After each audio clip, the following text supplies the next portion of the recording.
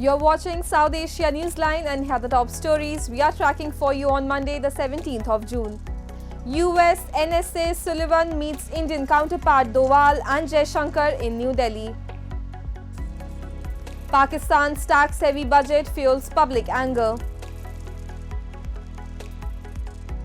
And Muslims across South Asia celebrate Eid al-Adha.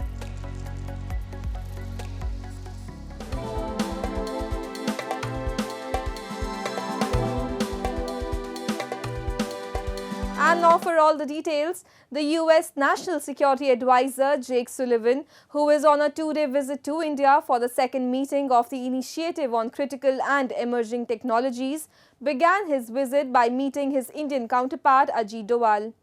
They both had consultations on bilateral, regional and global issues. The two NSAs have driven a concerted effort to engage in identified areas of collaboration in diverse domains of new and emerging technologies, including semiconductors, artificial intelligence, quantum computing, defense innovation, space and advanced telecommunications. Later on, Sullivan also met India's Foreign Minister S. Jaishankar, who expressed confidence that strategic partnership between India and the US will continue to advance strongly in the near term. It is the first visit of a high-ranking official from a major power since PM Modi assumed office for a third consecutive term. Sullivan is also expected to call on Prime Minister Narendra Modi. Moving on, at least 13 people were killed and dozens injured on Monday after passenger train Kanchenjunga Express was hit from behind by a goods train in India's West Bengal. 3 coaches of the passenger train were derailed in the crash. Indian Prime Minister, in a post on X, expressed his condolences and announced a compensation for the families of the deceased and injured. State Chief Minister Mamata Banerjee also expressed concern over the incident. Railway Minister Ashwini Vaishnav also rushed to the site to review the situation. The incident comes a year after India's state-run railway system suffered its worst crash in 2 decades in the state of Orissa, where nearly 300 people were killed. The death toll was likely to rise. Security forces on Monday neutralized a terrorist in Bandipora district of India's Jammu and Kashmir territory. The joint operation was launched based on intelligence input of presence of terrorists in the region. A cordon and search operation was still underway till the last reports came in. This comes a day after Home Minister Amit Shah held a review meeting in New Delhi over the security situation in Jammu and Kashmir.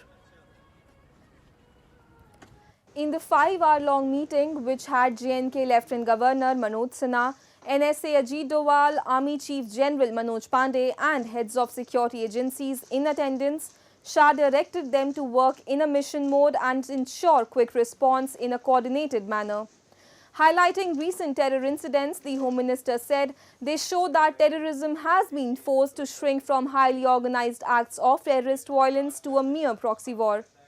We are determined to root it out as well, he said. And Pakistan's plan to raise taxes in its recent budget is likely to help it win an IMF bailout, but the move has fueled public anger. A report. Pakistan's plan to raise taxes in its latest budget and boost state revenues is likely to win it approval for an IMF loan to stave off another economic meltdown, but has fueled public anger. Experts have said the South Asian country has set a challenging tax revenue target of 13 trillion Pakistani rupees for the year starting July 1, a near 40% jump. But citizens in major cities have expressed dismay and anger as they expected some relief, but their woes are going to rise further. हम माचिस की डिबिया पे भी जो है वो आपको टैक्स दे रहे हैं, हमारे टैक्स से आप लोग चल रहे हैं, सारी गवर्नमेंट हमारे टैक्स पे चल रही है और हम टैक्स देकर भी जो है वो इतने लाचार, इतने बेबस हैं कि हम अपनी जिंदगियां खुद को कुर्बान करने पे लगा रहे हैं. The big rise in the tax target is made up of a 48% increase in direct taxes and 35% hike in indirect taxes. Non-tax revenue, including petroleum levies, is seen increasing by a whopping 64%. ये अवाम दोस्त budget बिल्कुल भी नहीं इसको कहा जा सकता, क्योंकि उसकी वजूहात ये हैं कि आप ये देख सकते हैं जो हम जैसे जो तनख्वाहदार जो तबका है उसके ऊपर मजीद जो है टैक्सेस का बोझ डाल दिया गया है। ऑलरेडी पहले से ही इतने सारे टैक्सेस हमारे ऊपर हैं जिसके अंदर आप ये देखें ना, अब गरीब आदमी या तनख्वाहदार तबका जो है वो किस तरीके से गुजारा करेगा, ठीक है ना। अभी जो है बिजली के बिल, गैस के बिल, उसके साथ साथ दीगर मुख्तलिफ जो है टैक्सेस जो है डायरेक्ट इनडायरेक्ट हम पे जो है वो लागू किए गए हैं।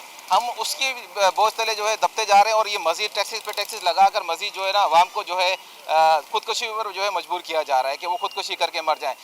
Meanwhile, concerns remain about the government's ability to pursue reform, since it is vulnerable to the quirks of coalition politics in the face of rising public pressure against inflationary reform measures.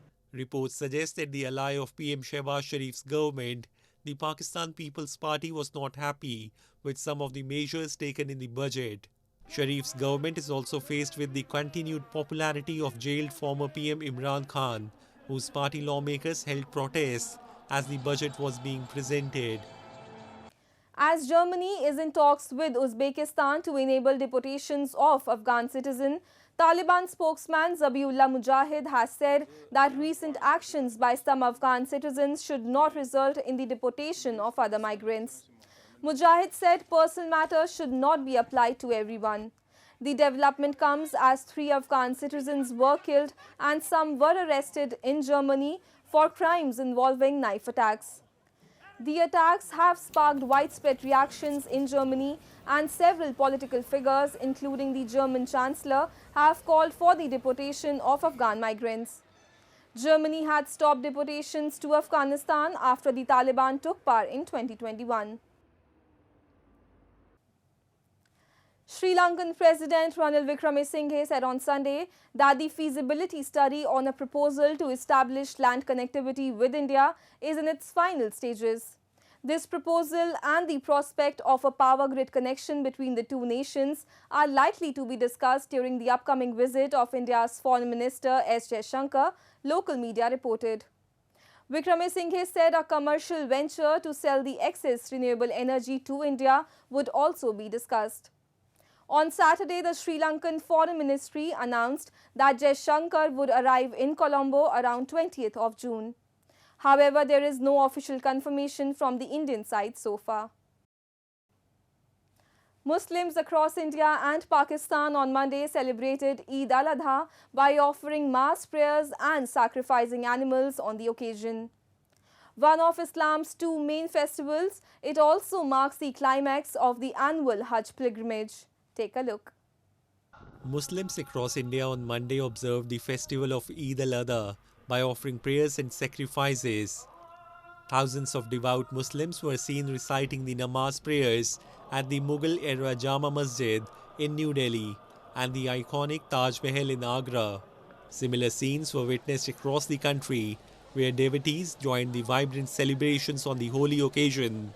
Eid al-Adha is one of Islam's 2 main holidays and also marks the culmination of the annual Hajj pilgrimage. और ये याद दिलाती है इब्राहिम अलैहिस्सलाम और इस्माइल अलैहिस्सलाम की कुर्बानी के बारे में।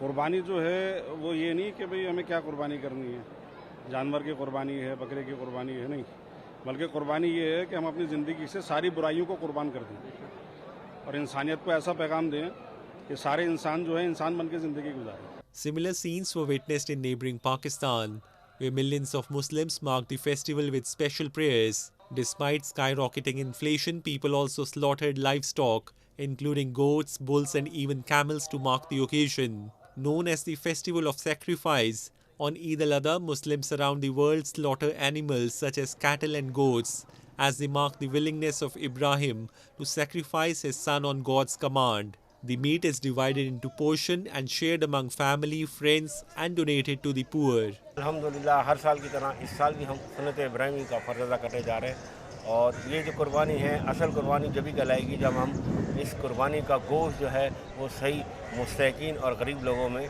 पहुंचा सकें और उन्हें तकसीम कर सकें जो पूरा साल गोश्त नहीं खा सकते। That's all in tonight's edition. We will see you same time tomorrow. Good night.